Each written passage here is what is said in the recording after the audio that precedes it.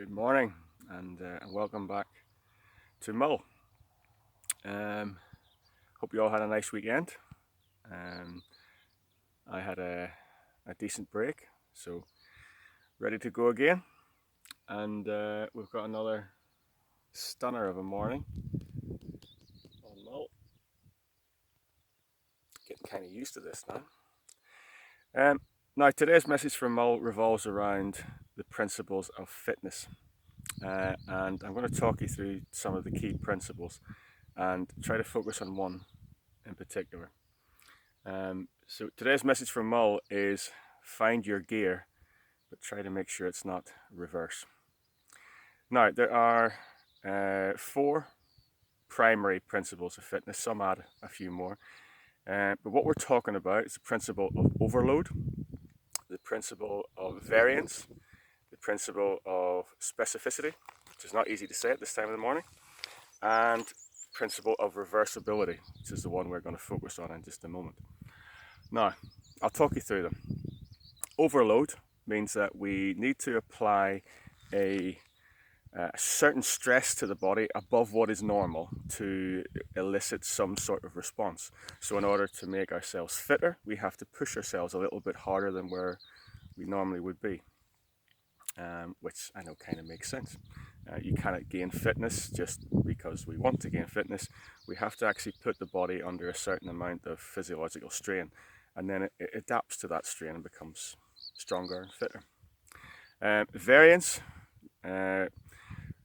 that's really about the fact that the body will get used to doing the same thing in the same way, and we develop better techniques so we're not be pushing our body as hard. So you'll probably find that if you've been out and walking up a certain hill, for example, after maybe a few weeks that starts to become a bit easier. So the body starts to develop techniques and neural pathways, and muscles start to coordinate a little bit better, and you start to do that without using up the same amount of energy. So to keep pushing on, we need to keep trying to change things a little bit and shock our system a little bit for it to keep moving forward. The other one is specificity, and that relates to the fact that you should train in a certain way depending on the desired outcome, so whatever your goal is. So for example, if you want to be able to swim from Mull to Oban, like Jill did many years ago, not that much point lifting heavy weights. You got to train for whatever your desired outcome is. And that may end up with different body types developing. So for example, the difference between Mo Farah and Usain Bolt.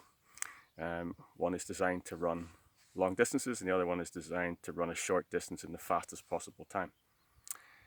And the one that I want to mention is reversibility, really, and just spend a little bit of time on that.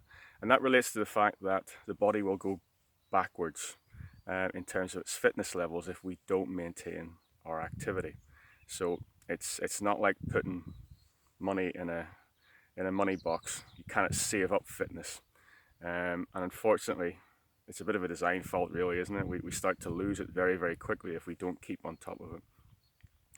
So within 8 weeks of activity, we can lose up to 10% of our strength, which might not seem an awful lot, but we can lose about up to 40% of our muscular endurance. Now that makes a massive difference. And I know most of you are keeping on top of your activity at the minute, and this message really is just to desperately ask you to keep that going, because the human body will go backwards. And no matter what we do, I think probably when we all go back to the gym, back to Atlantis or back to our previous ways of training, then we're all in for a little bit of a shock. At the minute, it's trying to make sure that that shock is as little as possible. So with reversibility, you will see a difference in just 2 weeks. You've probably noticed if you've been on holiday and you've been training on a regular basis before that, or doing, and when I say training, I mean maybe walking or gardening. This is all physiological training. Within about 2 weeks, you can feel quite a difference. I know when I've had 2 weeks off, I come back and I think, my God, what happened there? So we need to try and keep on top of things. Little breaks are good, like I had over the weekend. I wasn't out on the bike at the weekend. Short breaks will be good for you, especially if we employ some more type of active recovery. So maybe getting the walks in, getting the gardening in, maybe going out for a little short cycle. Things where we're actually moving our joints and engaging our muscle tissue without the actual sort of formal exercise side of things. And you won't lose the motor skills as quick. So the sort of the ability to coordinate your muscle tissue. It's too early in the morning. That will not deteriorate as quickly as your fitness levels will. So you will see a certain reduction in motor skills, in coordination, but it won't match the sort of fitness levels that you're losing through inactivity. The problem is that that's key for things like correcting falls or dealing with certain neurological conditions.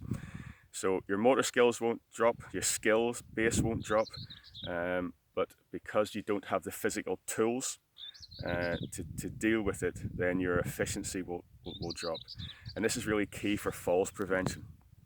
So when we're trying to train people to reduce the risk of a fall and the risk of a subsequent fracture, it's really important that they learn to move muscle tissue quickly, especially in their legs, and coordinate their movements better, so their balance improves and their proprioception improves, which is how we sort of feel our place in the world and how we stay upright and avoid toppling over in certain circumstances, or correcting trips quickly and efficiently.